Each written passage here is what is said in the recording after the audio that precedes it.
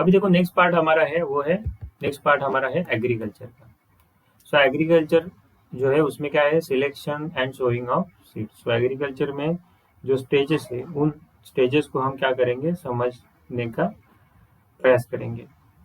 तो next part है हमारा crops and agriculture. Next part है crops and agriculture. Next part हमारा है क्रॉप्स एंड एग्रीकल्चर। तो देखो यहाँ पे स्टूडेंट क्या है, सो एग्रीकल्चर मतलब क्या है, practice of growing plants on a large scale is nothing but agriculture. So agriculture में हमारा जो फर्स्ट स्टेप होगा वो क्या होगा कि फर्स्ट स्टेप हमारा क्या है, तो उसमें जर्मिनेशन ऑफ सीड है। क्या है, germination of seed. So first हमारा पार्ट है उसको हमें पहले समझना होगा, वो क्या है, जर्मिनेशन ऑफ सीड। तो देखो क्या होता है germination of seed. So germination of seed, so germination of seed के लिए हमें पहले ही पता है कि अगर किसी भी सीड का जर्मिनेशन होना है तो उसके लिए क्या चाहिए, वाटर, एयर, लाइट चाहिए, है ना। सो जो है वो एनर्जी जो उनको चाहिए, है ना, ये सब मिलेगा, ठीक है। उसके बाद उनको एनर्जी चाहिए, तो वो एनर्जी कहाँ से लेंगे, तो वो एनर्जी कॉटलीडियन से लेंगे। तो उसके लिए क्या होता है, देखो स्टूडेंट, सो लेट से मेरे एक सीड है, क्या है, एक सीड है। तो उस सीड से क्या हो जाएगा, उस सीड से नीचे पहले एक डाउनवर्ड ग्रोथ होना स्टार्ट होगी। कहाँ पे डाउनवर्ड क्या होगी, एक ग्रोथ होना स्टार्ट हो जाएगी। डाउनवर्ड एक ग्रोथ होना स्टार्ट हो जाएगी, उसको हम बोलेंगे रेडिकल। क्या बोलेंगे, रेडिकल, रेडिकल। और इसको ही याद रखेंगे हम क्या, रूट।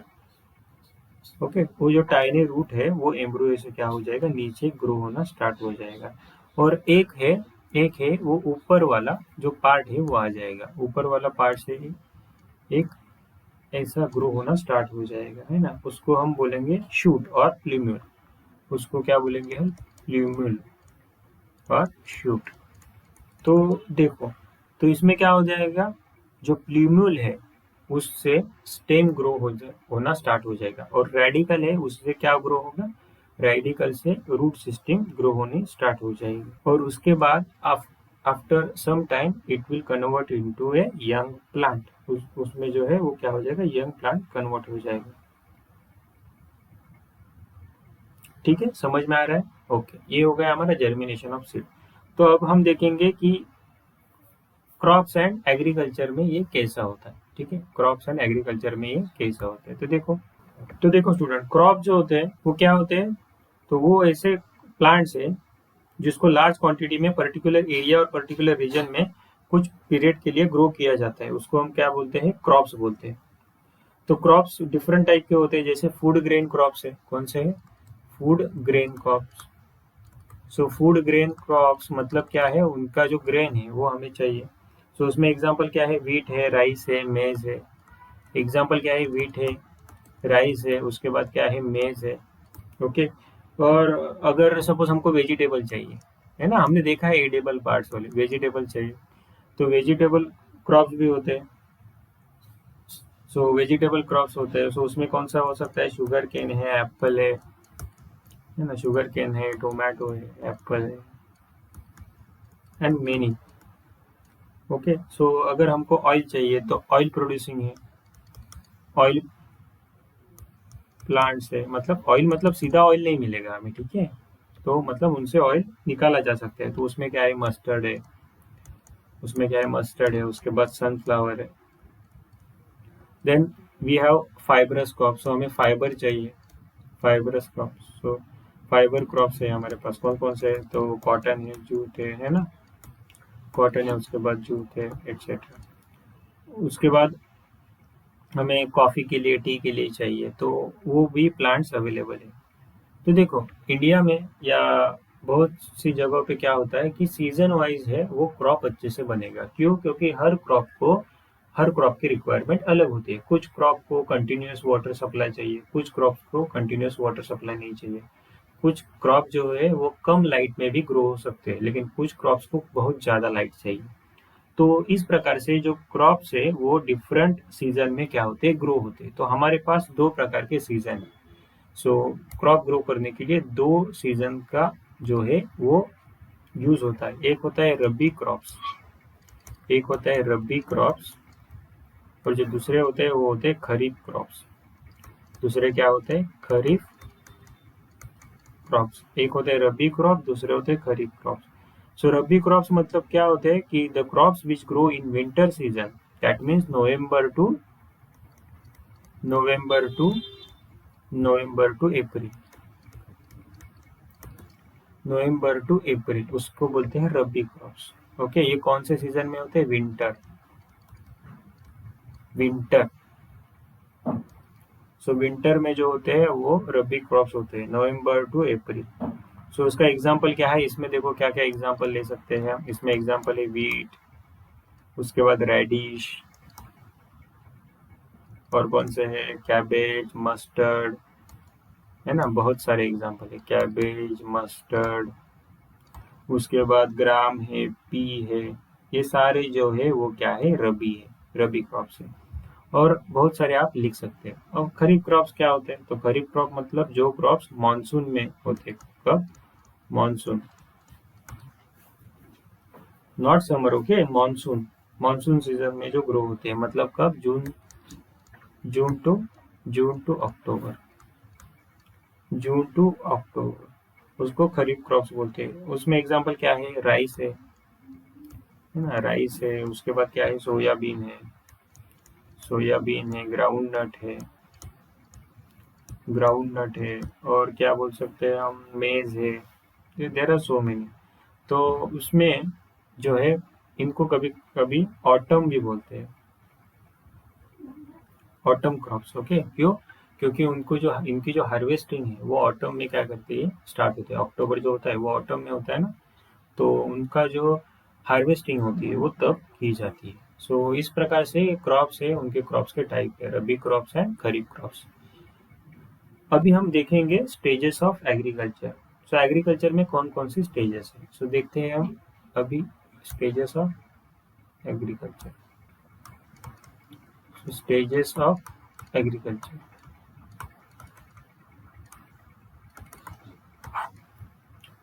तो स्टूडेंट देखो, स्टेजेस ऑफ एग्रीकल्चर में वेरियस स्टेजेस है। सो हर एक स्टेज को हमें समझना है। ओके, हर एक स्टेज को क्या करना है, हमें समझना है। तो उसमें हर एक स्टेज का इम्पोर्टेंट है, तो उसका सीक्वेंस भी हमें याद रखना होगा, और उसका यूज क्या है वो भी हमें समझना होगा। सो यहाँ पे जो हमारा पहला स्टेप होगा वो होगा ploughing. Ploughing basically preparation of soil. So उसमें क्या होता है, हमें अगर सीड प्लांट करना है, सोइंग करना है, उससे पहले क्या करना पड़ता है, सॉइल को जो है वो लूजन करना पड़ता है। उसके लिए क्या करते हैं, प्लॉइंग करते हैं। प्लॉइंग जो है वो मैन्युअली भी करा जाता है और mechanical. So manual means labour होते हैं, जैसे हमारे यहाँ ऑक्स वगैरह होते हैं, उनका यूज करके क्या करते हैं, प्लॉइंग करते हैं। और you can also go for mechanical ploughing by using tractors. First step हमारा हो गया प्लॉइंग। प्रिपरेशन ऑफ सॉइल में क्या आएगा, प्लॉइंग।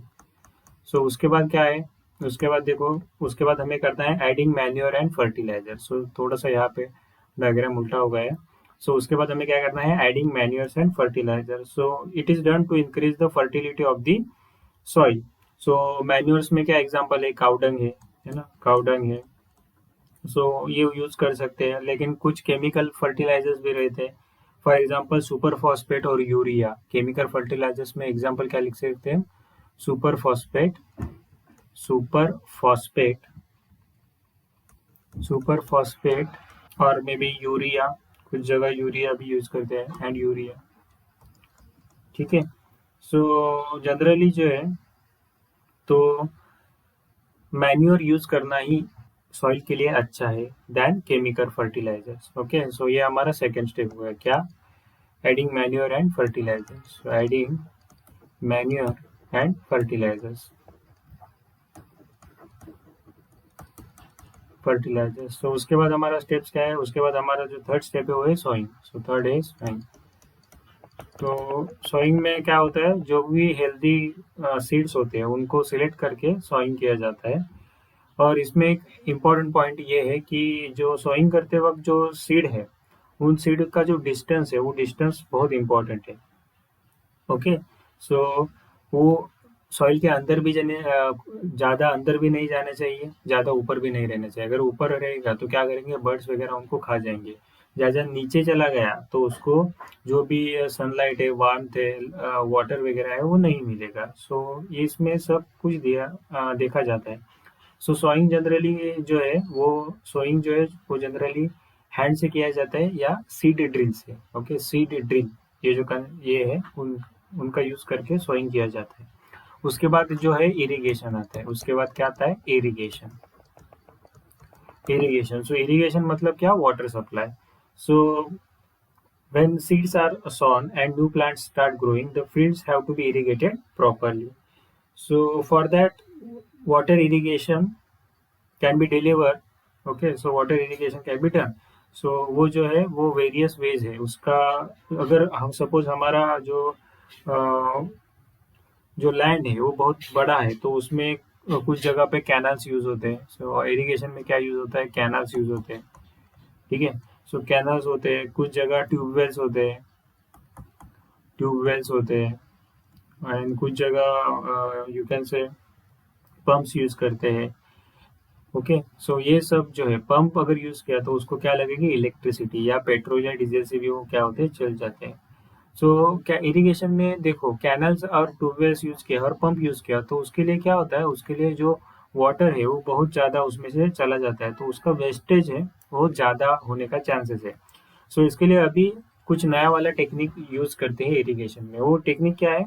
तो वहाँ पे स्प्रिंकलर यूज करते हैं। क्या यूज करते हैं स्टूडेंट्स? स्प्रिंकलर्स। ओके, तो स्प्रिंकलर यूज करते हैं।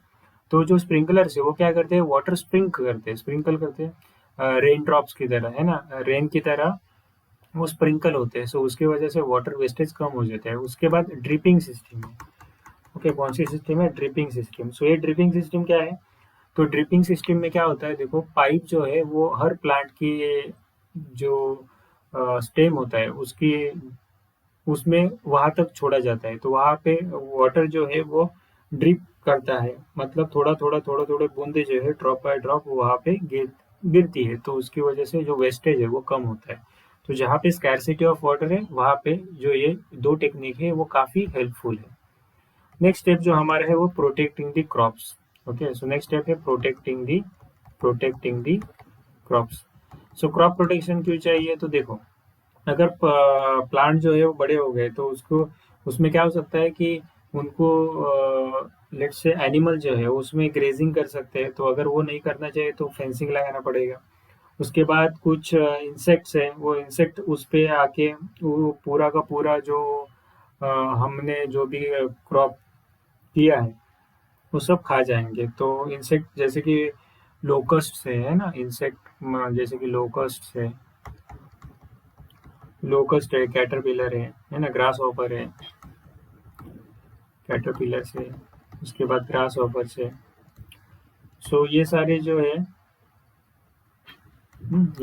है वो क्या करते हैं? तो ये पूरा का पूरा जो है वो खा जाएंगे, पूरा का पूरा खेत खा जाएंगे। तो इनके लिए पेस्टिसाइड्स या इंसेक्टिसाइड यूज करना पड़ता है। तो कुछ पेट्स भी जो फील्ड में आते हैं वो कौन से हैं? तो रैट्स है, मोल्स है। सो उनके लिए पेस्टिसाइड यूज किया जाता है। तो देखो यहाँ पे भी हम क्या होते हैं, जो मैंने अभी भी बोला, क्या इंसेक्टिसाइड और पेस्टिसाइड ये भी केमिकल्स होते हैं। तो केमिकल की वजह से क्या हो सकते हैं? फील्ड को जो है वो हमारा नुकसान हो सकता है। ओके, सो इसकी वजह से we should go for the conventional ways, like you can use neem, okay, rather than chemicals. Next है कि जो प्लांट्स है उसकी बाजू में अगर वीड वगैरह आ गया है ना, सो वीड्स ग्रो हो गया तो उसकी वजह से क्या हो जाएगा? जो प्लांट को न्यूट्रिशन मिलनी चाहिए, जो हमारे क्रॉप को न्यूट्रिशन मिलनी चाहिए वो नहीं मिलेंगे। तो उनको हमें क्या करना पड़ता है? निकालना पड़ता है। सो उस मेथड को हम क्या बोलते हैं? वीडिंग। Okay, weeding. उसके बाद लेट से कुछ एनिमल्स है तो उनको भगाना है तो उसके लिए जो फार्मर्स है वो स्केयर क्रो जो होते हैं उनका भी यूज करते हैं। ठीक है, सो इस प्रकार से हमें हमें अपने क्रॉप्स को क्या करना पड़ता है? प्रोटेक्ट करना पड़ता है। सो उसके बाद क्या है? सो फार्मर उसके बाद क्या करते हैं? तो ठीक है, ये सब हमने पूरा का पूरा जो है सब कुछ टेक केयर कर दिया। तो उसके बाद क्या हो जाएगा? उसके बाद आ जाएगा जो क्रॉप है वो हमारा कंप्लीटली ग्रो हो जाएगा। तो उसकी क्या करनी पड़ेगी? हार्वेस्टिंग। सो हार्वेस्टिंग मीन्स कटिंग। सो देखो हार्वेस्टिंग में जो जो भी हमने जो क्रॉप बनाया हुआ है उसका ही हार्वेस्टिंग करेंगे। फॉर एग्जांपल सपोज मैंने प्लांट लगाए हैं फ्रूट के लिए, तो let's say example of Apple, right, और मैंगोज, तो हम क्या करेंगे, सिर्फ उसका जो फ्रूट वाला पार्ट है वो हार्वेस्ट करेंगे, है ना। सो कभी कभी एंटायर प्लांट भी निकालना पड़ता है, जैसे कि शुगर केन है, ओके। और सपोज फ्लावर्स है, तो फ्लावर्स के केस में सिर्फ फ्लावर्स निकालेंगे। सीड से या स्टेम है, तो सीड से या स्टेम के केस में सीड या स्टेम निकालेंगे। सपोज हमको रूट चाहिए, है ना, हमने देखा है बल्ब है, ऑनियन है, स्वीट पोटैटोज है, और जिंजर है। सो उस केस में क्या करना पड़ता है, जो भी पार्ट हमें निकालना है वो हम क्या करते हैं, हार्वेस्टिंग में निकालते हैं। सो हार्वेस्टिंग के लिए जनरली क्या यूज़ किया जाता है, तो हैंड का यूज़ किया जाता है। और उसके साथ अगर पूरा का पूरा कट करना पड़ता है, जैसे कि लेट्स से राइस का फील्ड है या व्हीट की फील्ड है, तो उसको पूरा कट करना पड़ता है, तो इसके लिए क्या यूज़ करते हैं, सिकल वगैरह यूज़ करते हैं, है ना, सिकल वगैरह यूज़ करते हैं, और मशीन यूज़ करते हैं। अगर मशीन यूज़ किया तो उसको क्या बोलेंगे हम, हार्वेस्टर, हार्वेस्टर। ठीक है। अभी देखो, लेट्स से मैंने राइस का जो क्रॉप है उसको निकाला, तो राइस का क्रॉप में हमें क्या चाहिए, सीड चाहिए, तो लेकिन उसमें क्या है, देखो उसमें स्टॉक वगैरह है, तो वो स्टॉक मुझे क्या करना पड़ेगा, सेपरेट करना पड़ेगा। वो जो है वो हमारा होता है, वो जो हमारा होता है वो होता है threshing and winnowing. So next step हमारा क्या होगा, threshing and winnowing. So next step हमारा होगा threshing and winnowing, threshing and winnowing. तो देखो थ्रेशिंग एंड विनोइंग में क्या होता है, तो थ्रेशिंग क्यों किया जाता है, क्योंकि हमें ग्रेन्स को स्टॉक से सेपरेट करना होता है। तो उसको बीट करके, स्टॉक को बीट करके हम क्या करते हैं, ग्रेन्स को सेपरेट आउट करते हैं। इस प्रोसेस को हम बोलेंगे थ्रेशिंग। ठीक है। और जो हमारा अभी जो हमें जो ग्रेन्स मिला, तो उन ग्रेन्स में क्या होता है कि थोड़ा थोड़ा चाफ भी रहता है। क्या रहता है, चाफ। सो चाफ अगर रह गया तो उससे क्या हो जाएगा, उससे ऑब्वियसली जो हमारा जो भी हमारा ग्रेन्स है, वो राइस के हो या व्हीट के हो, उनका जो टेस्ट है वो बदल जाएगा। सो उसके वजह से क्या करते हैं, उसके वजह से चाप को हम सेपरेट करते हैं। And we can do this with the help of winnowing. कौन सी मेथड है, विनोइंग। सो विनोइंग में क्या होता है, देखो चाप जो होता है वो लाइट वेट रहता है, और हमारा ग्रेन्स होता है वो हेवी होते हैं। तो अगर मैंने उसको एक ब्रीज में, है ना, ब्रीज में अगर रखा और उसको उसको ब्रीज में डाल दिया, तो क्या हो जाएगा, चाप है वो दूर जाके गिरेगा, और जो हमारा ग्रेन्स है वो पास में ही गिरेंगे। सो इस प्रकार से हम ग्रेन्स को और चाप को क्या करते हैं, सेपरेट आउट करते हैं with the help of winnowing. ठीक है। अभी देखो ये सब हो गया, अभी हमको क्या मिल गए, अभी हमको ग्रेन्स मिल गए। तो let's take example of grains. तो ग्रेन्स मिल गए, तो अभी ग्रेन्स का क्या करना है, पूरा का पूरा आज ही खा के जाना है क्या, द आंसर इज नो। तो लेट्स से अभी, और लेट्स से मैंने कुछ फ्लावर का प्रोडक्शन लिया एग्रीकल्चर में, या फ्रूट्स का किया, तो वो सब के सब अभी नहीं यूज हो सकते। तो मतलब क्या करना पड़ेगा, मुझे उनको स्टोर करना पड़ेगा। तो स्टोर करने के लिए क्या करते हैं, तो स्टोरेज फैसिलिटी होना चाहिए। ठीक है। तो जैसे कि सीरियल एंड पल्सेस है, सो सीरियल एंड पल्सेस जो है, सीरियल एंड पल्सेस उनको क्या किया जाता है, पहले ड्राई किया जाता है। सो ड्राई करके उनको बाद में अच्छे वाले कंटेनर में स्टोर किया जाता है। ओके। और जो भी अच्छे ग्रेन्स होते हैं, अच्छे सीड्स होते हैं, उनको नेक्स्ट सीजन के लिए रखा जाता है। ठीक है। सो इस प्रकार से जो हमारे स्टेजेस ऑफ एग्रीकल्चर है। ओके स्टूडेंट, सो इस प्रकार से हमारा ये चैप्टर है। आई होप आपको ये समझ में आ गया होगा। Thank you.